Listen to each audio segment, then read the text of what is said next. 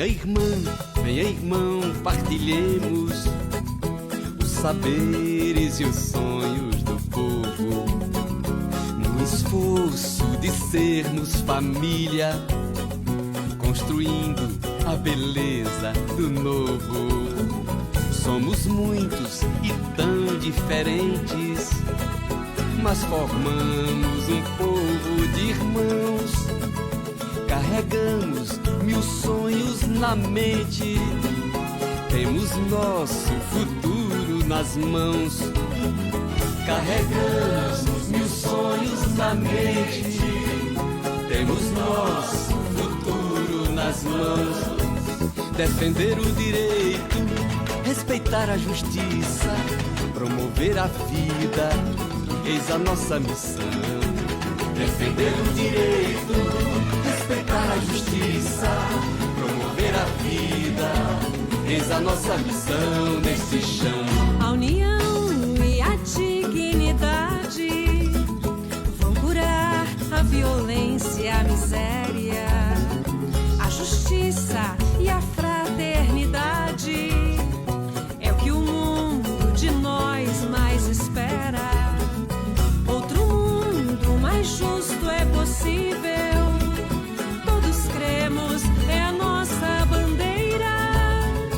Quando a fé se tornar compromisso, a esperança será verdadeira. Quando a fé se tornar compromisso, a esperança será verdadeira. Defender o direito, respeitar a justiça, promover a vida, eis a nossa missão.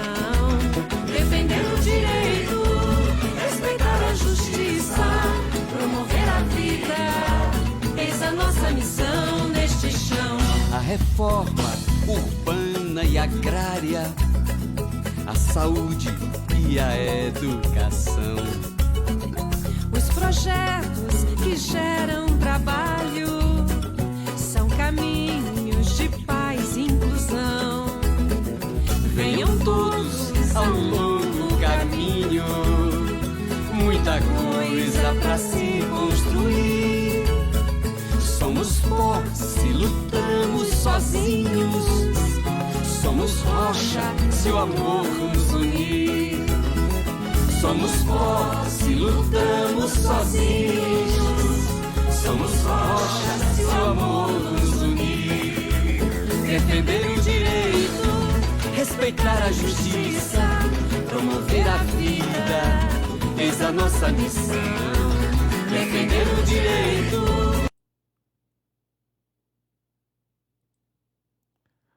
Olá, minha gente, boa tarde, sejam todos bem-vindos e bem-vindas a mais um encontro com o nosso espaço Catequese, que não é a catequese formal nossa no sentido de iniciação à vida cristã, mas é uma catequese no sentido de que nós sempre vamos estar aqui tentando atualizar, sendo um espaço para levar até você que nos acompanha os documentos da igreja, a voz da igreja, seja a partir do Papa, da CNBB, da Diocese, das paróquias, da nossa vida missionária.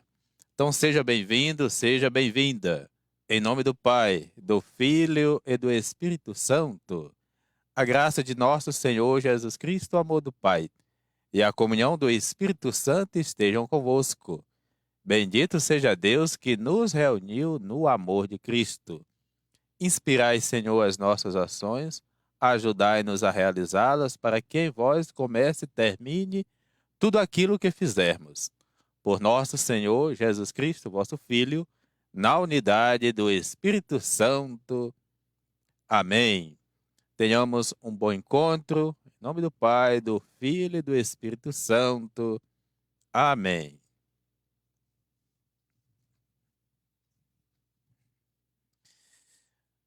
Muito bem, quero já começar dizendo que as paróquias estão recebendo, algumas já receberam. A nossa paróquia de São Bento também recebemos hoje, das mãos do próximo bispo, Dom Valentim, que está aqui em Pastos Bons, e já trouxe aqui o documento Fratelli Tutti, né, para que você possa adquirir. E todas as paróquias estarão recebendo esse final de semana, viu? Alguns já encomendaram. É importante, né, não só porque é um texto que ele vai além igreja e até além religião. Então é importante que todo o setor social, político, possa estar adquirindo esse texto do Papa Francisco, que Fratelli Tutti, para dizer todos somos irmãos. E o subtítulo sobre a fraternidade e a amizade social. Acho que é isso que o mundo realmente está precisando descobrir. Nós não somos inimigos, adversários, mas acima de tudo, como dizia São Francisco, a quem inspirou o nome desse texto, é o Papa Francisco, inclusive foi lá da terra de Francisco que ele assinou essa carta. Todos nós somos irmãos.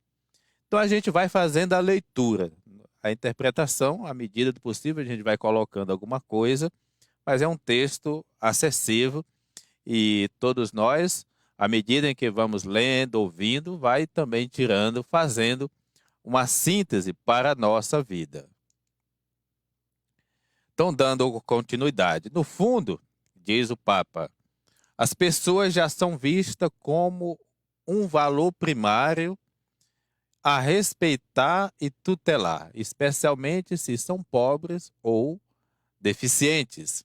Já não são vistas, aliás, como um valor primário a respeitar e tutelar.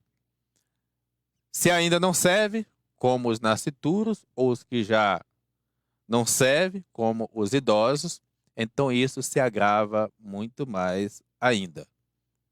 A falta de filhos que provoca o envelhecimento da população, juntamente com o abandono dos idosos numa dolorosa solidão, exprime implicitamente que tudo acaba conosco, que só contam os nossos interesses individuais.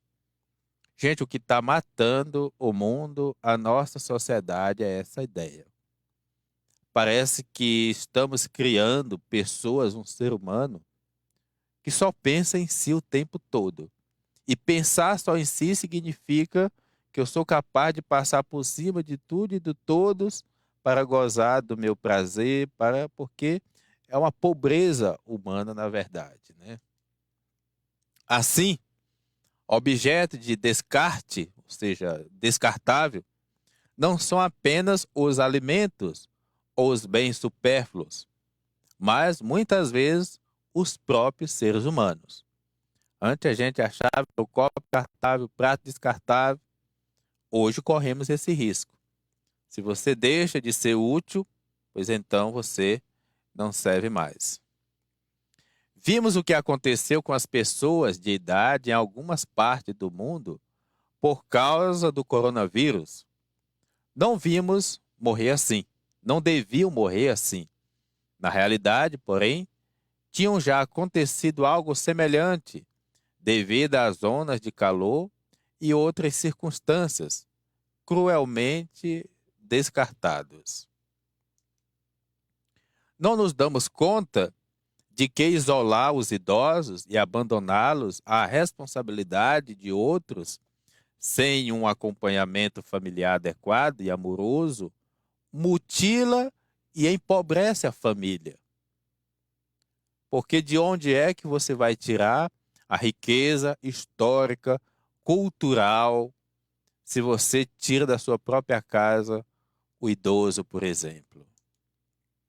Além disso, acaba por privar os jovens daquele contato que lhe é necessário com suas raízes e com sua sabedoria, que é a juventude. Sozinha não pode alcançar. Se ela não tem um encontro com o idoso, com o avô, com a avó, com a história da família, onde é que ela vai encontrar suas raízes? Nesse descarte, nessa ideia do descartável, exprime-se de variadas maneiras, como, por exemplo, na obsessão por reduzir os custos laborais sem se dar conta das graves consequências que provoca, pois o desemprego daí resultante tem como efeito direto alargar as fronteiras da pobreza. Além disso, o descarte assume formas objetas que julgávamos já superada, como o racismo, que se dissimula, mas não cessa de reaparecer também. De novo, nos envergonha as expressões de racismo, demonstrando assim que os supostos avanços da sociedade não são assim tão reais, nem estão garantindo de uma vez por todas. Nós avançamos em muitas coisas, mas em muitas outras nós empobrecemos. Há regras econômicas, por exemplo, que foram eficazes para o crescimento, mas não de igual modo para o desenvolvimento humano integral. Aumentou a riqueza, mas sem equidade, e assim nascem novas pobrezas.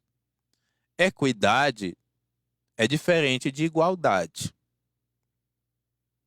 Se você tem um pão, por exemplo, daí você tem uma pessoa que almoçou e merendou, e outra que nem tomou café, nem almoçou e nem merendou. Por igualdade, você vai partir o pão no meio e vai dar um pedaço igual para cada um. A equidade é diferente. O pão é repartido de acordo com a fome daquelas pessoas. Então, alguém que foi privado, por exemplo, daquilo que lhe era necessário e básico, normalmente ela deveria receber de acordo com o que ela precisa. Por isso, nem sempre o princípio da igualdade vale para todos os contextos. Mas como coloca aqui o Papa, o princípio da equidade. Quando dizem que o mundo moderno reduziu a pobreza, medindo-a com critérios de outros tempos, não comparáveis à realidade atual. A pobreza sempre se analisa e compreende no contexto das possibilidades reais de um momento histórico concreto. Quer dizer, às vezes o método pode ser o mesmo, mas o contexto histórico é bem diferente. Muitas vezes constata-se que, de fato, os direitos humanos não são iguais para todos. O respeito desses direitos é condição preliminar para o próprio progresso econômico social de um país. Todo gestor, seja nacional, seja na esfera federal, estadual, municipal, ele deve pensar a política que inclui a todos. E não aquela ideia de que os grandes vão subsidiar a pobreza, por exemplo, que eles vão dar conta de todos os empregos. Imagina. E aí precisa trabalhar uma política de inclusão de todos os bens, como, por exemplo, da saúde, da educação, da juventude, por exemplo.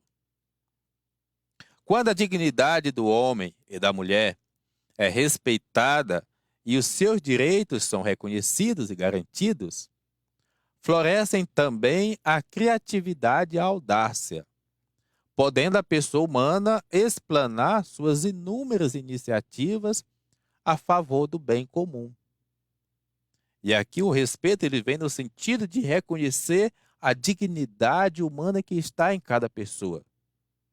Porque uma pessoa ferida por questão de gênero, uma pessoa ferida por questão de sexo, uma pessoa ferida por questão de religião, uma pessoa ferida por questão de classe social, que é o que mais está se multiplicando no nosso país, então, que ser humano nós vamos ter? Persistem hoje no mundo inúmeras formas de injustiça alimentada por divisões antropológicas redutivas e por um modelo econômico fundado no lucro, que não hesita em explorar, descartar e até matar o ser humano.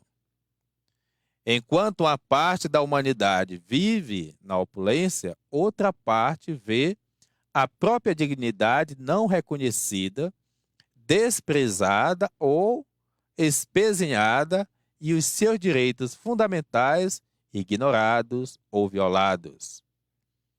Que diz isto a respeito da igualdade de direitos fundada na mesma dignidade humana. Se a gente, às vezes, vive até uma ideia de cultura inferior. Imagine.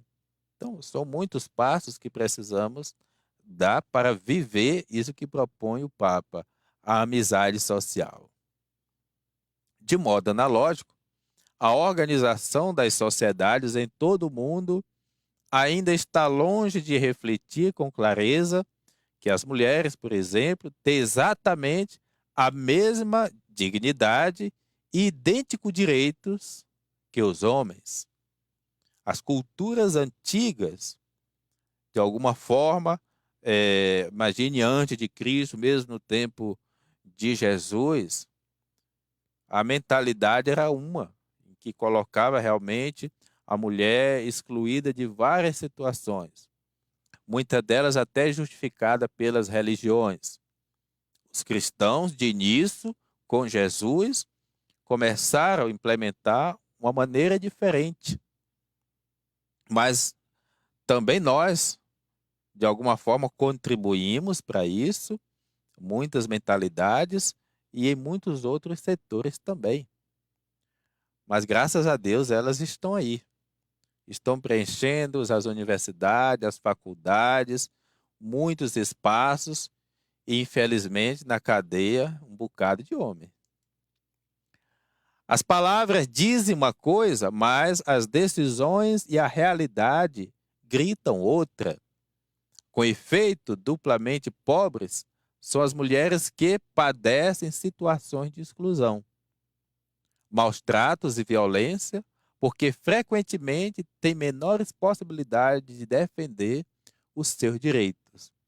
O que acontece? As pessoas, não só mulheres, que sofrem essas situações, a primeira coisa que o opressor faz é reduzir a sua autoestima a zero. E quando a pessoa tem a sua autoestima reduzida a zero, ela parece que passa até a ser grata a quem ele maltrata, por exemplo, né? E vai chamar isso de amor. De modo analógico, a organização das sociedades em todo o mundo ainda está longe de refletir com clareza que as mulheres têm exatamente a mesma dignidade e idênticos direitos que os homens. As palavras dizem uma coisa, mas as decisões e a realidade gritam outra. Já lemos isso aqui. Reconhecemos igualmente que, apesar de a comunidade internacional ter adotado numerosos acordos para pôr termo à escravatura em todas as suas formas e ter lançado diversas estratégias para combater este fenômeno, ainda hoje, milhões de pessoas são privadas da liberdade e constrangidas a viver em condições semelhantes à escravatura. Às vezes, no silêncio, às vezes não pode falar ou tem vergonha de falar e termina permitindo absurdos. Hoje, como ontem, na raiz da escravatura está uma concessão da pessoa humana que admite a possibilidade de a tratar como um objeto. Você passa a ser uma coisa. A coisa é aquilo que não tem liberdade, que não tem ação. Ela é passiva, ela só pode sofrer a ação.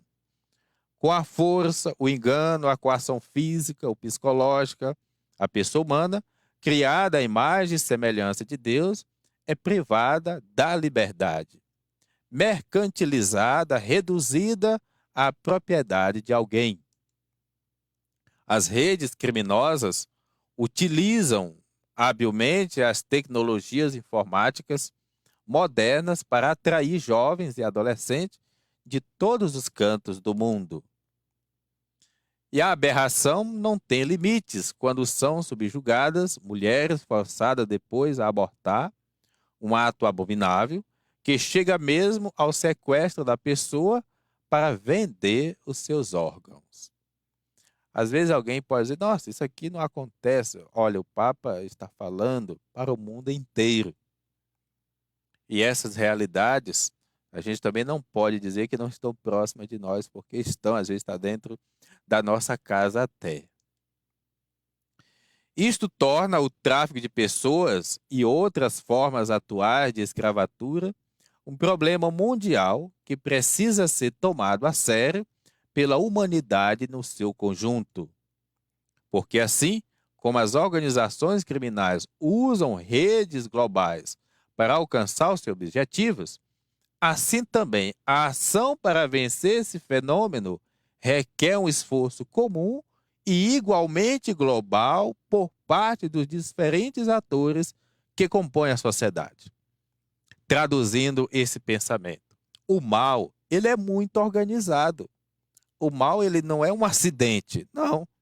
Imagina como é que a droga chega. Alguém ia embarcar normalmente assim tranquilamente para todos os municípios, porque todos os municípios têm. Não. Existe aí toda uma organização, desde onde ela é produzida, a maneira que ela entra no país, ou se não é produzida no país, como é que ela passa de estado em estado, como é que ela chega no município. Imagine outras coisas como a arma, como é mesmo o tráfico de pessoas humanas. Então, o crime, tanto que ganhou essa terminologia, o crime organizado, por exemplo, parece chique quando dá essa notícia no jornal. E o bem organizado, e o amor organizado, e a caridade organizada, e a fraternidade organizada. É essa a nossa contra-resposta.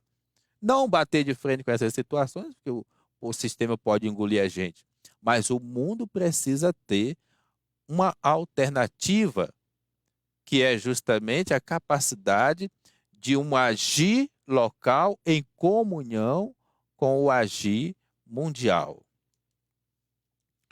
As guerras, os atentados, as perseguições por motivos raciais ou religiosos e tantas afrontas contra a dignidade humana são julgados de maneira diferente, segundo convenha ou não a certos interesses fundamentalmente econômicos. E aí não está em pauta a vida humana, mas onde tem uma guerra, ali se sabe que tem um interesse econômico, porque muitas vezes o petróleo, por exemplo, vale mais do que a pessoa humana. O que é verdade quando convém uma pessoa poderosa deixar de o ser quando já não a beneficia. Estas situações de violência vão se multiplicando cruelmente em muitas regiões do mundo, a ponto de assumir os contornos daquela que se poderia chamar uma terceira guerra mundial por pedaços. Isto não surpreende, se atendermos à falta de horizontes capazes de nos fazer convergir para a unidade, pois em qualquer guerra o que acaba destruindo é o próprio projeto de fraternidade, escrito na vocação da família humana, pelo que toda a situação de ameaça alimenta a desconfiança e a retirada. Assim, o nosso mundo avança para uma dicotomia sem sentido, pretendendo garantir a estabilidade e a paz com base numa falsa segurança sustentada por uma mentalidade de medo e de desconfiança. Como os líderes maiores, seria bom entender isso. Mas também nas esferas menores, se chama princípio de subsidiariedade. É a capacidade de perceber aquilo que rege, por exemplo, uma família, que rege uma instituição, um município, um estado, como também a nível mundial, que é perceber que a nossa ação em conjunto, ela pode contribuir para o mal ou para o bem. Paradoxalmente, existem medos ancestrais que não foram superados pelo progresso tecnológico, mas ainda souberam esconder-se e revigorar-se por detrás das novas tecnologias. E aí existe quanta coisa sutilmente que entrou em nossas vidas. Também hoje, atrás das muralhas da cidade antiga está o abismo, o território do desconhecido, o deserto.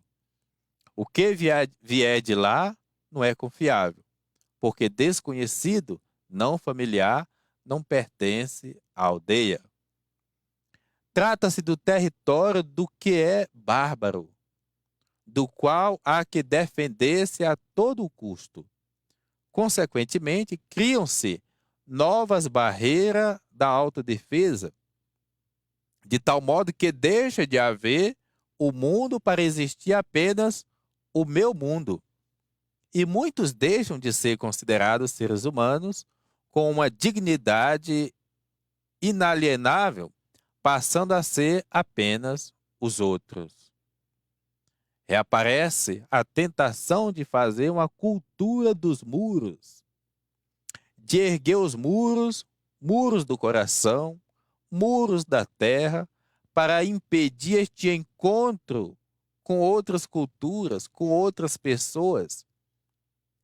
E quem levanta um muro, quem constrói um muro, acabará escravo dentro dos muros que construiu sem horizontes, porque lhe falta esta autoridade. A solidão, os medos e a insegurança de tantas pessoas que se sentem abandonadas pelo sistema fazem com que se crie terreno fértil para as máfias. Com efeito, estas impõem-se apresentando-se como protetoras dos esquecidos, muitas vezes através de vários tipos de ajuda, enquanto persegue os seus interesses criminosos. Há uma pedagogia tipicamente mafiosa que, com um falso espírito comunitário, cria laços de dependência e subordinação, dos quais é muito difícil libertar-se.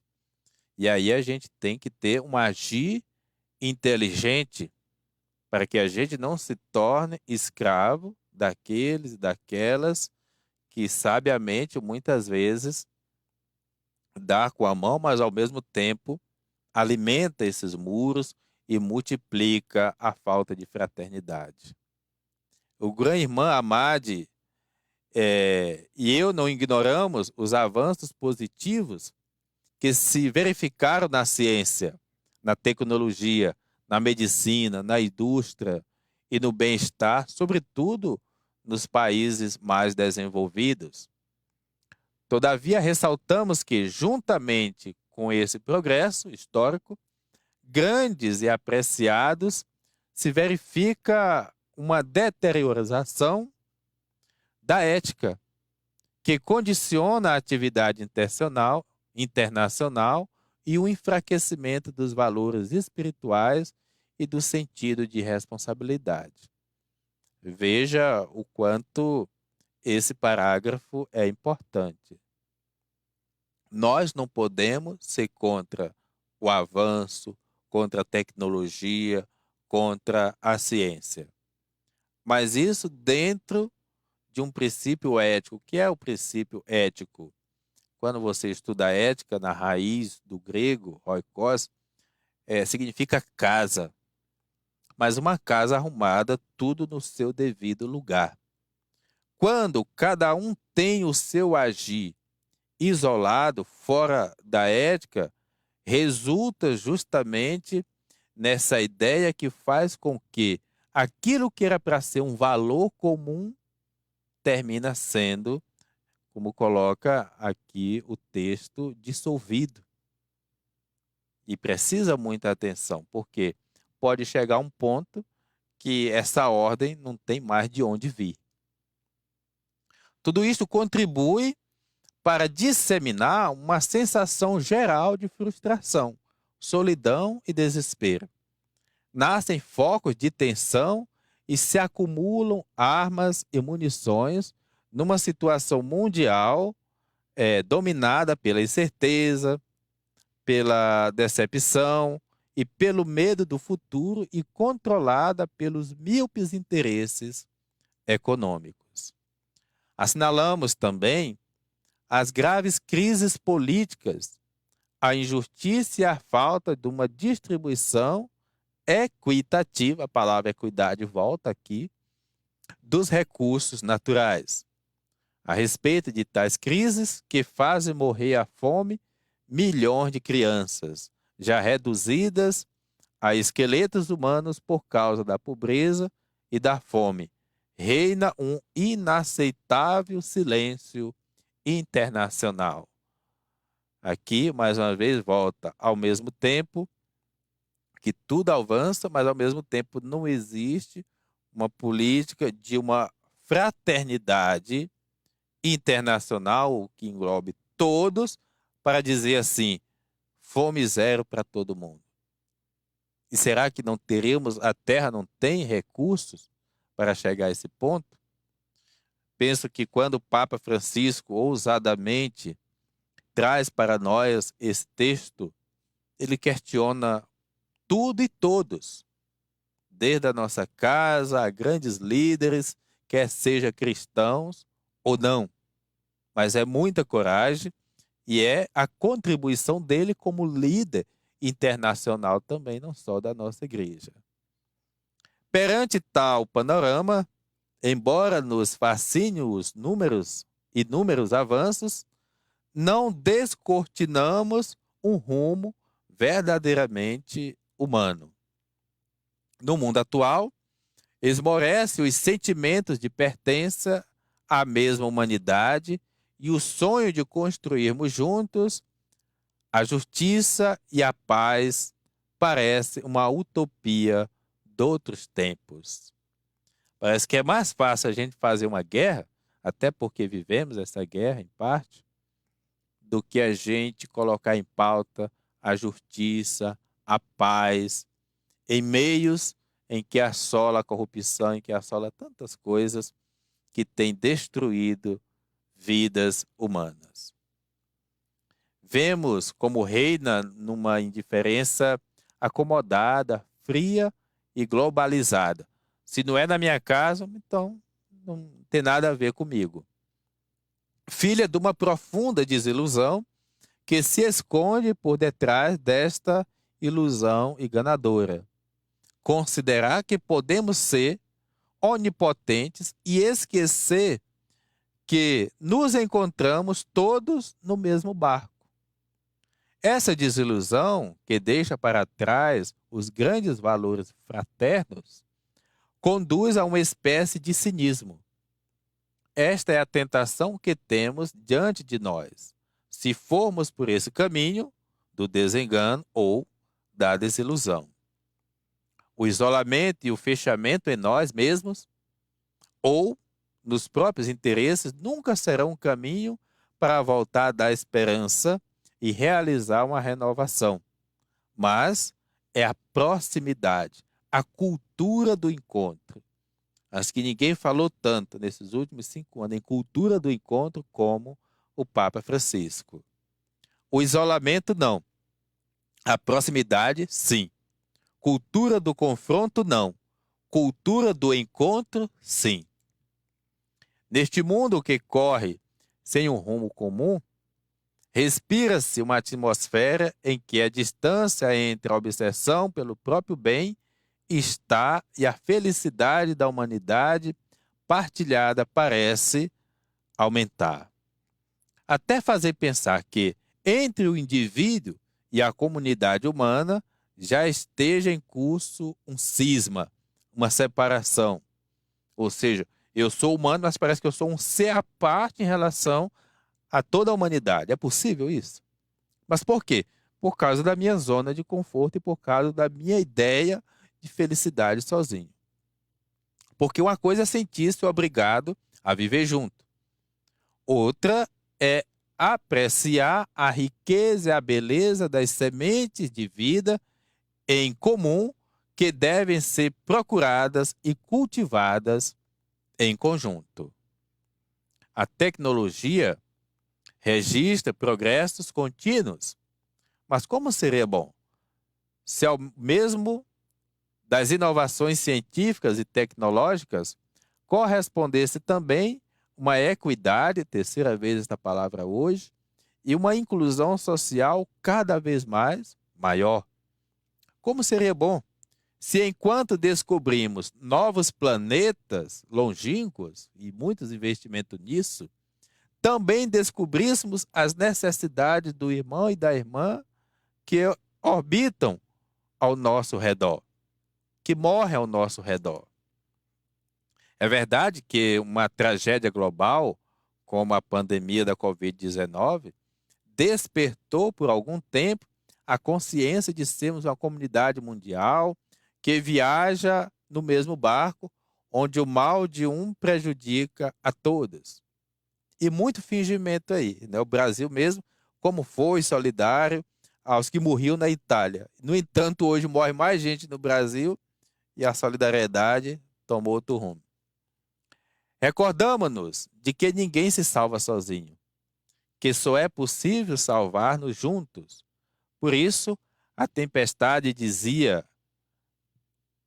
eu desmascara a nossa vulnerabilidade e deixa descobertas as falsas e supérfluas seguranças com que construímos os nossos programas, os nossos projetos, os nossos hábitos e propriedades. Significa, todo mundo entrou tanto no barco que quem pensou que nunca ia morrer, de repente morreu.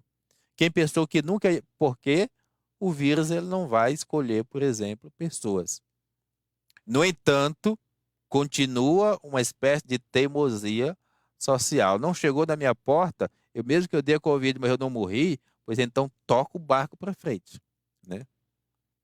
Com a tempestade, caiu a maquiagem dos estereótipos com que mascaramos o nosso eu, sempre preocupado com a própria imagem. E ficou a descoberto, uma vez mais, esta abençoada pertença comum, que não nos podemos subtrair à pertença como irmãos. Ao mesmo tempo que nós estávamos todos preocupados apenas com uma alta imagem, e às vezes subestimando a imagem do outro, num momento difícil como esse, precisamos nos dar conta a fraternitude, ou seja, somos todos irmãos. O mundo avançava implacavelmente para uma economia que, utilizando os progressos tecnológicos, procurava reduzir os custos humanos. E algumas pretendiam fazer-nos crer que era suficiente a liberdade de mercado para garantir tudo. Mas o golpe duro e inesperado desta pandemia, fora de controle, obrigou, por força, a pensar nos seres humanos, em todos, mais do que nos benefícios de alguns. Hoje podemos reconhecer que alimentamos esplendor e grandeza e acabamos por comer distrações, fechamento e solidão. Empanturramos-nos de conexões e perdemos o gosto da fraternidade. Buscamos o resultado rápido e seguro e encontramos-nos oprimidos pela impaciência e a ansiedade. Prisioneiros da virtualidade, a gente não consegue nem rezar se não tiver ali um celular na mão. Perdemos o gosto e o sabor da realidade, do presente, do agora, do quem realmente está aqui na tua frente e não necessariamente numa tela. A tribulação, a incerteza, o medo e a consciência dos próprios limites que a pandemia despertou fazem ressoar o apelo e repensar os nossos estilos de vida, nossas relações, a organização das nossas sociedades, sobretudo o sentido da nossa existência. Se tudo está interligado, é difícil pensar que este desastre mundial não tenha a ver com a nossa maneira de encarar a realidade. pretendendo ser senhores absolutos da própria vida e de tudo o que existe. Não quero dizer, diz o nosso Papa, que se trate de uma espécie de castigo divino, como alguns dizem. Nem seria suficiente afirmar que o dano causado à natureza acaba por se cobrar dos nossos atropelos, consequência da ação humana. É a própria realidade que geme e se rebela, está aí. Vem à mente o conhecido verso do poeta Virgílio, evocando as lágrimas das coisas, das vicissitudes da história. Contudo, rapidamente esquecemos as lições da história, mestra da vida. Passada a crise sanitária, a pior reação seria cair ainda mais num consumismo febril e em novas formas de autoproteção egoísta. No fim, oxalá, já não existam os outros, mas apenas o nós. Oxalá não seja mais um grave episódio da história cuja lição não fomos capazes de aprender. Oxalá não nos esqueçamos dos idosos que morreram por falta de respiradores, em parte como resultado de sistemas de saúde que foram sendo desmantelados anos após anos ao longo da história. Não se priorizou, não se fez os investimentos, e quando fomos surpreendidos, então, surpreendido de maneira mais generalizada, porque quantas gentes que às vezes morrem porque não tem um atendimento de um neuro, quantas vezes o profissional, e onde tem um ser humano, ali tem todas as possibilidades de todas as doenças. Ou se pensa realmente, globalmente, e age localmente, ou então esse padecimento, ele se dá às vezes de maneira silenciosa, porque aquilo que nem todos tomam conhecimento, então fica por isso mesmo. A pandemia apenas colocou para fora uma realidade que já acontecia em muitos lugares. Oxalá não seja útil tanto sofrimento, mas tenhamos dado um salto para uma nova forma de viver e descobramos, enfim, que precisamos e somos devedores uns dos outros para que a humanidade renasça com todos os rostos, todas as mãos e todas as vozes, livre das fronteiras que criamos.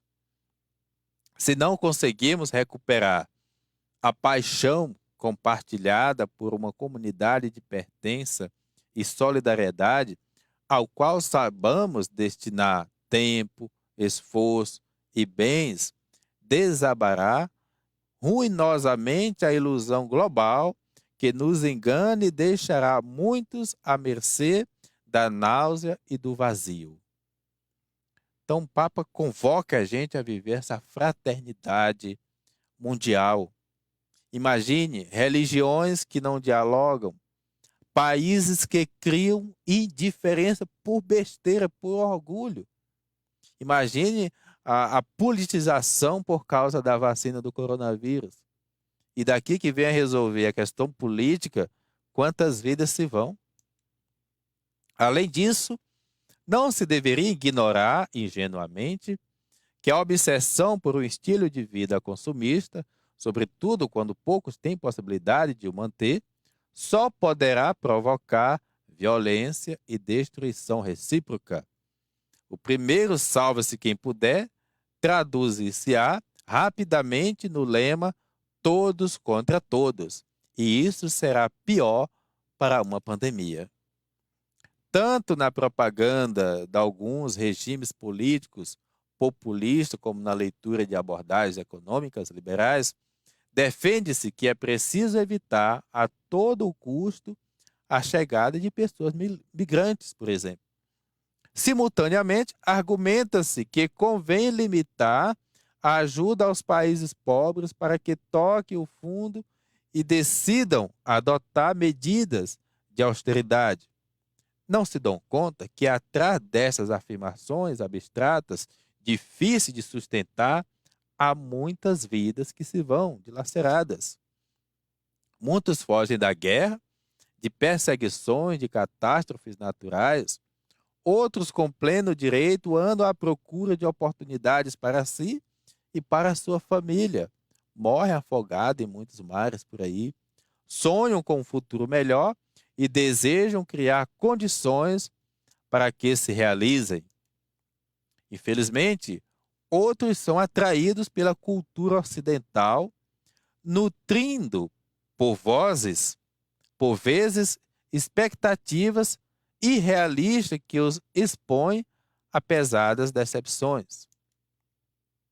Traficantes sem escrúpulos, frequentemente ligados a cartéis da droga e das armas, exploram a fragilidade dos imigrantes que, ao longo do seu percurso, muitas vezes encontram a violência, o tráfico de seres humanos, o abuso psicológico e mesmo físico e tribulações indescritíveis. Converse com alguém, por exemplo, que já foi fugido daqui para os Estados Unidos.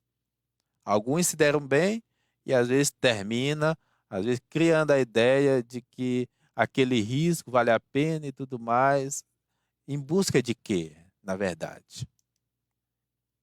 As pessoas que emigram experimentam a separação do seu contexto de origem e muitas vezes também um desenraizamento cultural e religioso, porque essas duas dimensões, ou três, elas deixam de ser mais importantes em vista daquela vida melhor que às vezes eu procuro, mas que muitas vezes tem sentido de vida fácil. No entanto, o que é oferecido para que de fato isso não aconteça? A fratura tem a ver também com as comunidades de origem, que perdem os elementos mais vigorosos e empreendedores, e as famílias, particularmente quando emigra um ou ambos os progenitores, deixando os filhos no país de origem. Por conseguinte, também deve ser reafirmado o direito a não emigrar, isto é, a ter condições para permanecer na própria terra. Até porque a natureza produz em todos os lugares o suficiente para você ter uma vida digna.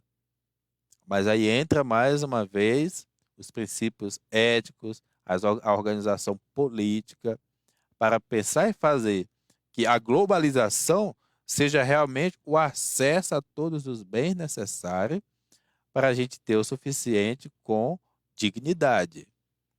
Ainda por cima, em alguns países, as traduções, gente, às vezes dificultam um pouco aqui o nosso jeito de falar, né?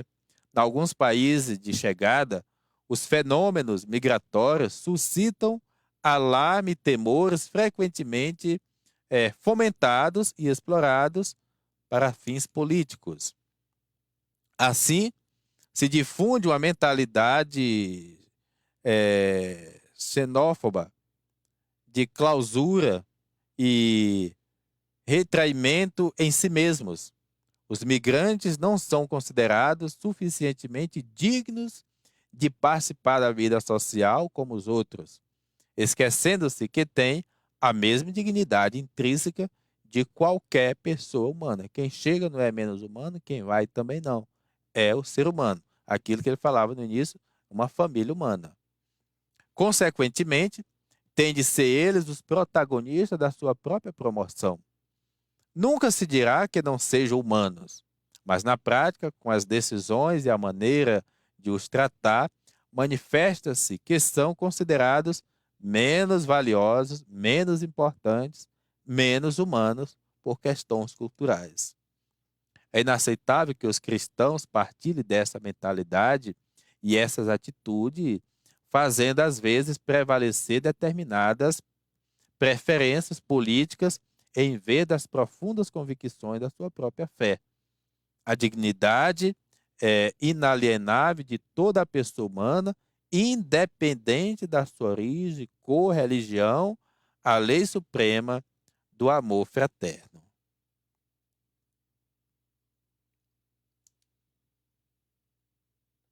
As migrações constituirão uma pedra angular do futuro do mundo.